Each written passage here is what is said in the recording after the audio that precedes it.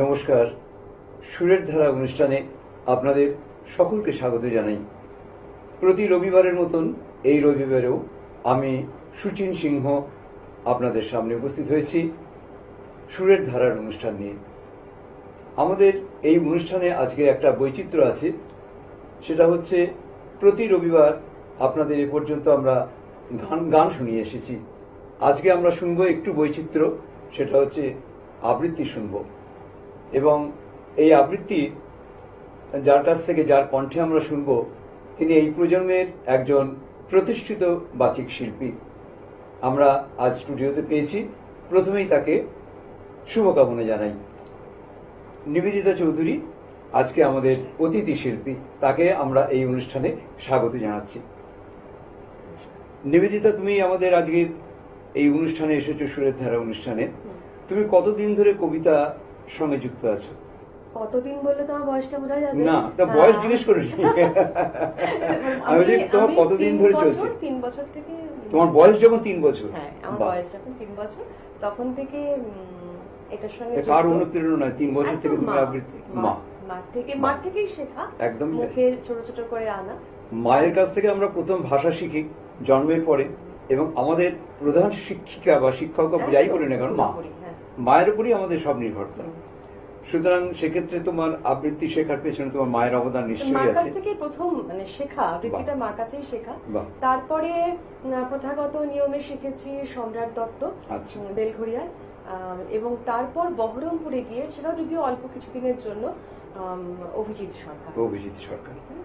এবং আরেকটা কাজ যেটা করেছি সুমন্ত্র সেনগুপ্ত, সুমন্ত্রদার কাছেও কিছু কাজ আমরা স্ক্রিপ্টে যখন কাজ করতাম, ওনার কাছে কাজ করতে গিয়েও কিন্তু ভীষণভাবে শেখা কাজ এইগুলো। আর তুমি তো বহরমপুর থেকে তোমার যাত্রা শুরু। হ্যাঁ, আমি আসলে বেলঘড়িয়ার থেকে আমার শেখা, বেড়ে ওঠা, পড়াশোনা, কিন্তু স্বামীর চাকরি সূত্রে অনেকদিন বহরমপুর ছিলাম। সেখানে আমার শ্রুতিমুখের সৃষ্টি, শ্রুতিমুখের জন্ম, অল্প কয়েকজন স্টুডেন্টকে নিয়ে, ছাত্রছাত্রীদের। হ্যাঁ, প্রথম যখন শুরু হয় তখন অল্প দিয়ে শুরু হয়, পরে আস্তে আস্তে এগুলো প্রসারিত হয়। তাই আমরা কথা একদম তাই জায়গার কথা বাড়াবো না, সরাসরি তোমার আবৃত্তিতে যাব, এবং মাঝে মাঝে আমরা কথা বলবো। শোনাও, তোমার প্রথম কি কবিতা শোনাবে? প্রথম যেটা শোনাবো সেটা হচ্ছে গীতাঞ্জলি থেকে যাই। গীতাঞ্জলির 48 নম্বর কবিতা লিখতে যাচ্ছি। চলো। আকাশ তলে উঠল ফুটে আলোর শতদল, পাপড়িগুলি থরে থরে ছড়ালো দিক দিগন্তরে, ঢেকে গেল অন্ধকারের নিবিড় কালো জল। মাঝখানিতে সোনার কোষে আনন্দে ভাই আছে বসে, আমায় ঘিরে ছড়াই ধীরে আলোর শতদল। আকাশেতে ঢেউ দিয়ে রে বাতাস বহে যায়, চারিদিকে গান বেজে ওঠে, চারিদিকে প্রাণ নাচে ছোটে, গগন ভরা পরশখানি লাগে সকল গায়ে। ডুব দিয়ে এই প্রাণ সাগরে নিতেছি প্রাণ বক্ষ ভরে, ফিরে ফিরে আমায় ঘিরে বাতাস বহে যায়। 10 দিকেতে আঁচল পেতে কলি দিয়েছে মাটি, রয়েছে জীব যে যেখানে, সকলকে সে ডেকে আনে, সবার হাতে সবার পাতে অন্ন সে দেয় বাটি। ভরেছে মন গীতে গন্ধে, বসে আছি মহানন্দে, আমায় ঘিরে আঁচল পেতে কলি দিয়েছে মাটি।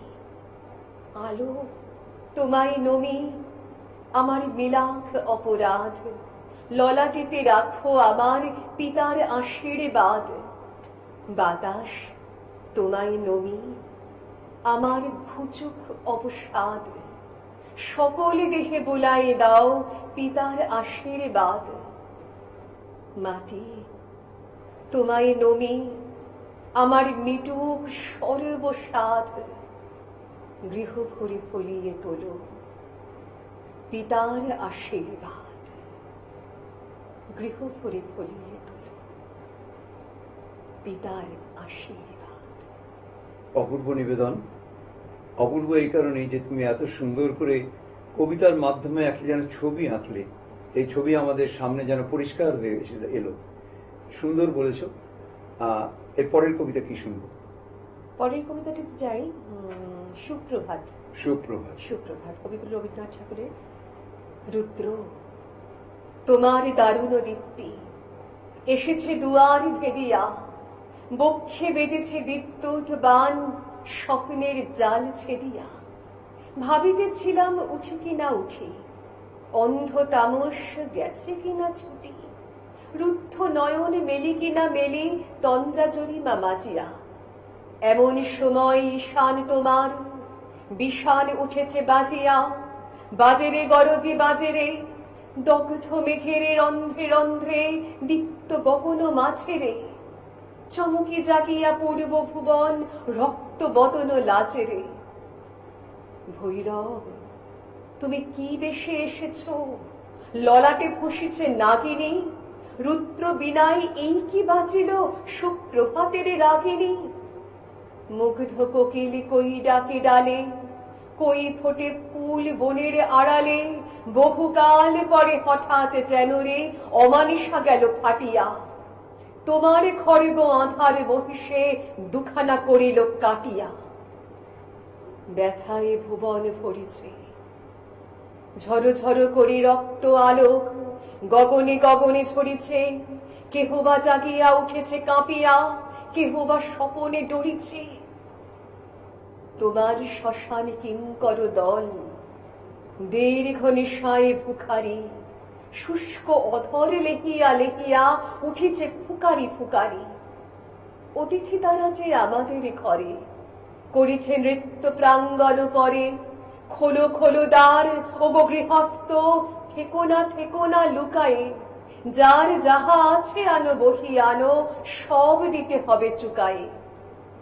ঘুমায়ো না আর কেহ রে, হৃদয় পিণ্ড ছিন্ন করিয়া, ভাণ্ড ভরিয়া দেহরে, ওরে দিন প্রাণ কি মোহেরে লাগি, রেখেছিস মিছে স্নেহরে।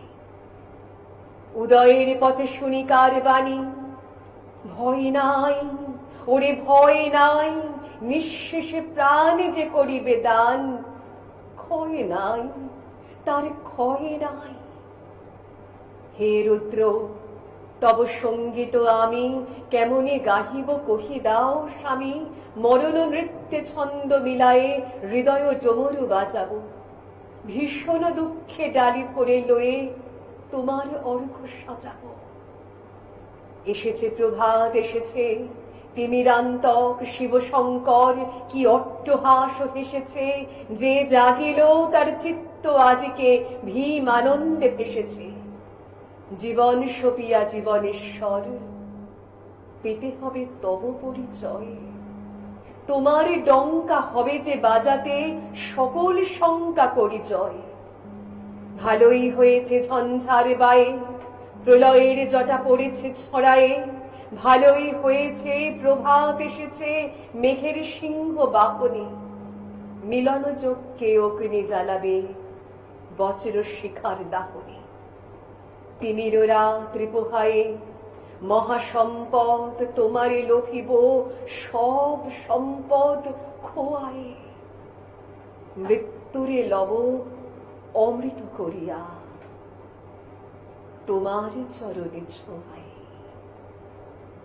মৃত্যুরে লব অমৃত করিয়া, তোমার চরণে ছোঁয়ায়ে। অপূর্ব কবিতা, অপূর্ব। মন যেন কোথায় একটা হারিয়ে যায়, উদ্বেল হয়ে ওঠে সত্যি কবিতা শুনে। তোমার যে কথা বলছিলাম আর কি, বহরমপুরে থাকাকালীন যে অভিজ্ঞতা, তারপরে তুমি কলকাতায় এসেছো এবং বহরমপুরে আকাশবাণীতে কাজ করেছো, এই সব মিলিয়ে তোমার যে অভিজ্ঞতাটা হয়েছে, সেই অভিজ্ঞতার নির্যাস যদি আমাদের একটু বলো। আসলে মানে যখন আমি প্রথম আকাশবাণীতে কাজ করতে ঢুকি, তখন তো একটা পরীক্ষা দিয়ে আমাদের ঢুকতে হয়েছিল। সেই পরীক্ষাটাও বেশ কঠিন পরীক্ষা। হ্যাঁ। এবং তখন ভেবেছিলাম শুধু কথা বলতে হবে মাইকের সামনে, যেমন একটা বদ্ধ ঘরে হয়। কিন্তু সেটা করতে গিয়ে দেখলাম যে কথা বলাটা হয়তো সেটা অনেক পরে।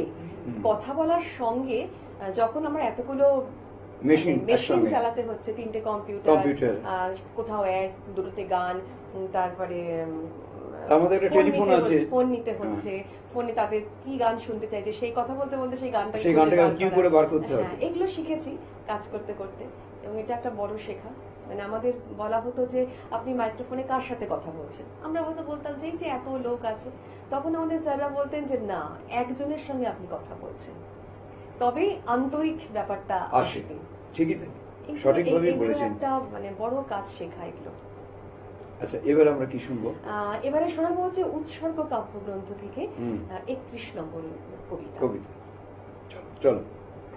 আজি কি কখনো কালিমা লেগেছে গগনে ওগো, দিক দিগন্ত ঢাকি, আজিকে আমরা কাঁদিয়া সুধাই সফরে ওগো, আমরা খাঁচারে পাখি, হৃদয় বন্ধু শুনক বন্ধু মোর, আজি কি আসিল প্রলয় রাত্রি ঘোর, চির দিবসের আলোক গেল কি মুছিয়া, চির দিবসের আশ্বাস গেল খুঁচিয়া, দেবতার কৃপা আকাশের তলে কোথা কিছু নাকি বাকি, তোমা পানে চাই কাঁদিয়া সুধাই আমরা খাঁচার পাখি, ফাল্গুন এলে সহসা দক্ষিণ পবন হতে, মাঝে মাঝে রহি রহি আসিত সুবাস, সুদূর কুঞ্জ ভবন হতে অপূর্ব আশা বহি, হৃদয় বন্ধু শুনক বন্ধু মোর, মাঝে মাঝে যবে রজনী হইত ভোর, কি মায়া মন্ত্রে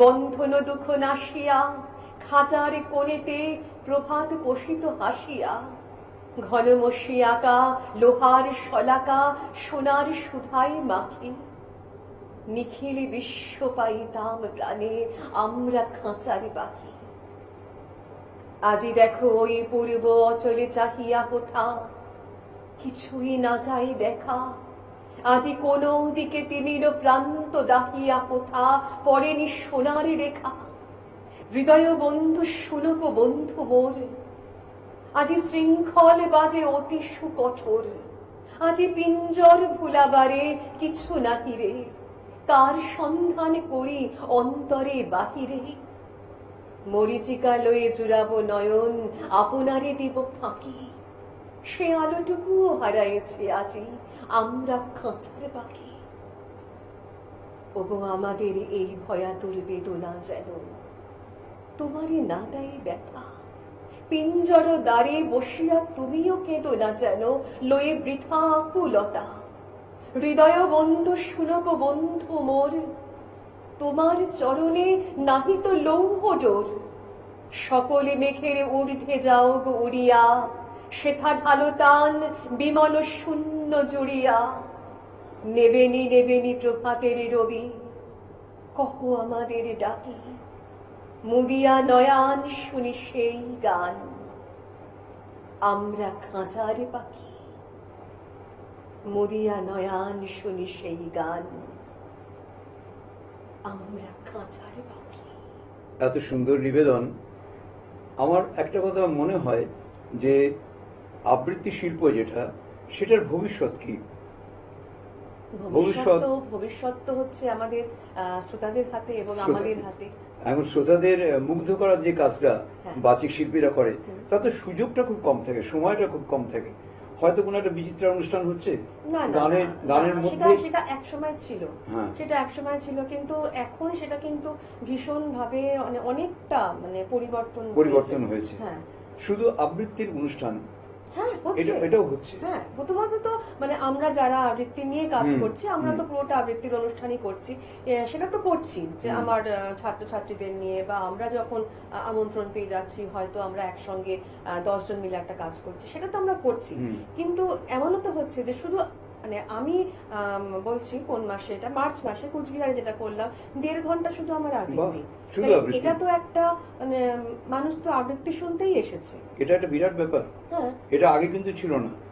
হ্যাঁ, এটার তো মানে আমার যতটুকু আমি ছোট থেকে দেখেছি, ব্রততী বন্দ্যোপাধ্যায়, এনার অবদান তো বিশাল। উনি তো আমাদেরকে পথ দেখিয়েছেন। এই প্রসঙ্গে আমার আরেকজনের কথা মনে পড়ছে, অমিতাভ বাগচি। একদম এবং নীলাদ্রি শেখর বসু কে নেই, এবং তারা মানুষকে এমন ভাবে আবিষ্ট করে রাখতেন যারা মনে হয় শুধু আবৃত্তি শুনি। প্রদীপ ঘোষ, পার্থ ঘোষ, গৌরী ঘোষ, মানে এনারা তো মানে এনাদেরটা শুনেই আমরা বড় হয়েছি। একদম একদম ঠিকই তাই। চলো এবার আমাদের কি শোনাবে? এবার শোনাই একটা গল্প, লিপিকা কাব্যগ্রন্থে। লিপিকার সব কবিতাগুলোই তো এগুলো গল্প আকারে লেখা, সেখান থেকে যাচ্ছি। এবার শোনাচ্ছি লিপিকা কাব্যগ্রন্থ থেকে সুরানির স্বাদ। সুরানির বুঝে মরণ কাল এলো, তার প্রাণ হাঁপিয়ে উঠছে, তার কিছুই ভালো লাগছে না। বতি বড়ি নিয়ে এলো, মধু দিয়ে মেরে বললে খাও, সে ঠেলে ফেলে দিলে।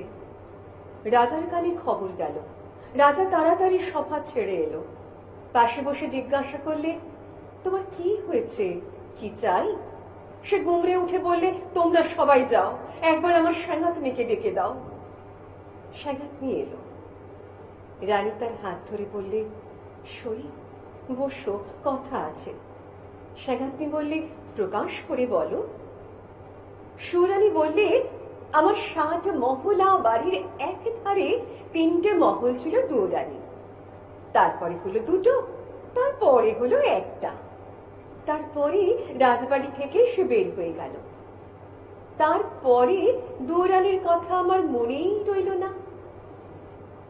তারপরে একদিন দোলযাত্রা, নাট মন্দিরে যাচ্ছি, আগে লোক, পিছে লস্কর, ডাইনে বাজে বাঁশি, বায়ে বাজে মৃদঙ্গ। এমন সময় পথের পাশে নদীর ধারে ঘাটের উপরটিতে দেখি একখানি কুঁড়ে ঘর চাপা গাছের ছায়ায় বেড়া বেয়ে অপরাজিতার ফুল ফুটেছে। দূরের সামনে চালের গুঁড়ো দিয়ে শঙ্খ চক্রের আলপনা। ছত্রধারিণীকে শুধলে, আহা, ঘরখানি কার? সে বললে, দুরানীর। তারপরে ঘরে ফিরে এসে সন্ধ্যার সময় বসে আছি, ঘরে প্রদীপ জ্বালিনি, মুখে কথা নেই। রাজা এসে বললে, তোমার কি হয়েছে, কি চাই? আমি বললাম, এ ঘরে আমি থাকবো না। রাজা বললে, আমি তোমায় কোঠা বাড়ি বানিয়ে দেব, গজদন্তের দেওয়াল দিয়ে, শঙ্খের গুঁড়োয় মেঝেটি হবে দুধের ফেনার মতো সাদা, মুক্তোর ঝিনুক দিয়ে তার কিনারে এঁকে দেব পদ্মের মালা। আমি বললাম, আমার বড় সাধ গিয়েছে, কুঁড়ে ঘর বানিয়ে থাকি, তোমার বাহির বাগানের একটি ধারে। রাজা বললে, আচ্ছা বেশ, তার আর ভাবনা কি? কুঁড়ে ঘর বানিয়ে দিলে।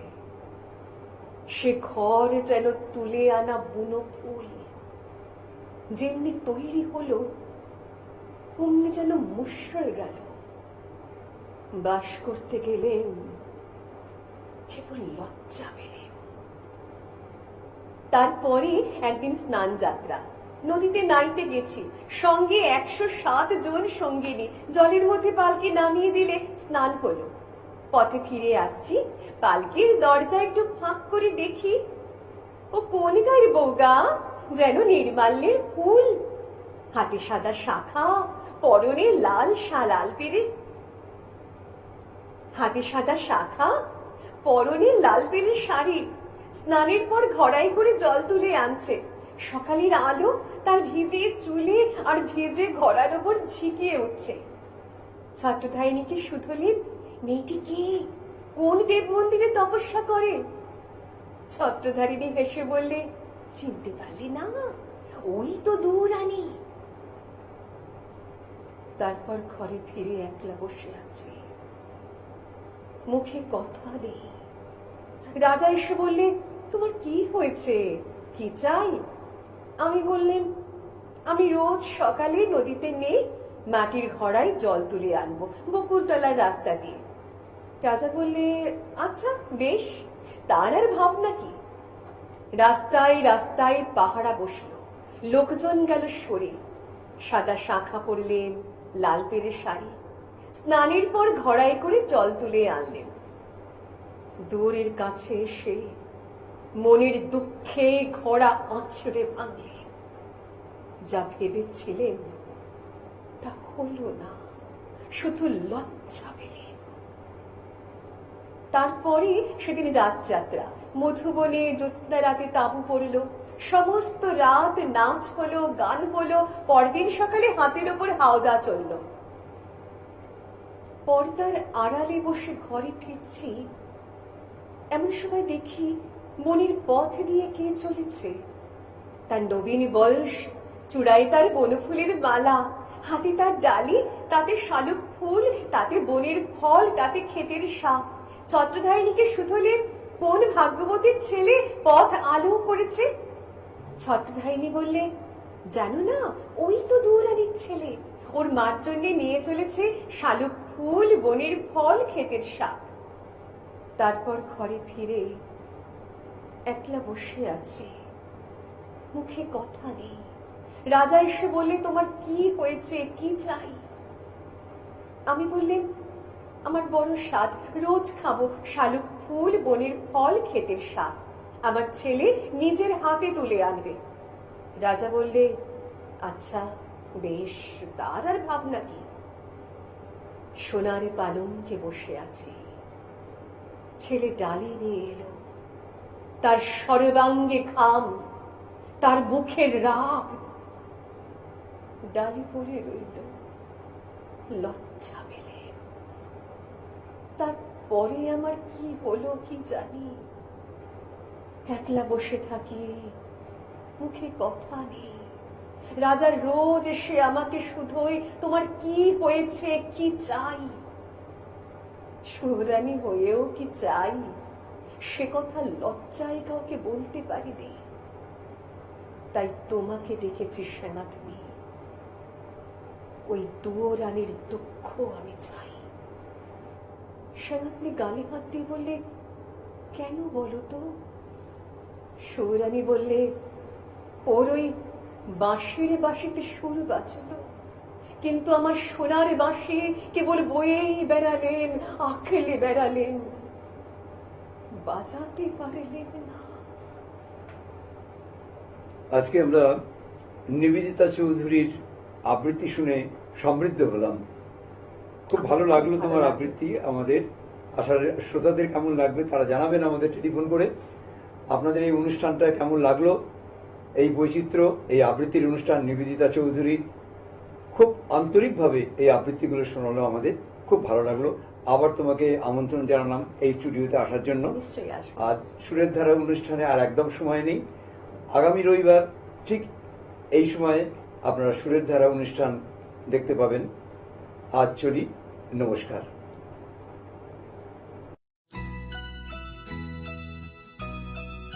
নমস্কার। সুরের ধারা এই অনুষ্ঠানটি আপনারা এই চ্যানেলে প্রতি রবিবার সন্ধে 6টায় দেখতে পাবেন। এই অনুষ্ঠানে যারা অংশগ্রহণ করতে চান তারা এই নাম্বারে আমাদের সাথে যোগাযোগ করবেন। আমরা আপনাদেরকে সময় মতো ডেকে নেব যাতে আপনারা অনুষ্ঠানে অংশ নিতে পারেন। সুরের ধারা অনুষ্ঠানে বাংলা গান, কবিতা এবং নৃত্য প্রদর্শিত হবে। আপনারা সকলে আসুন, আমাদের সঙ্গে এই অনুষ্ঠানে সামিল হন, বাংলা গানের প্রচার এবং প্রসারে। সকলে ভালো থাকবেন। নমস্কার।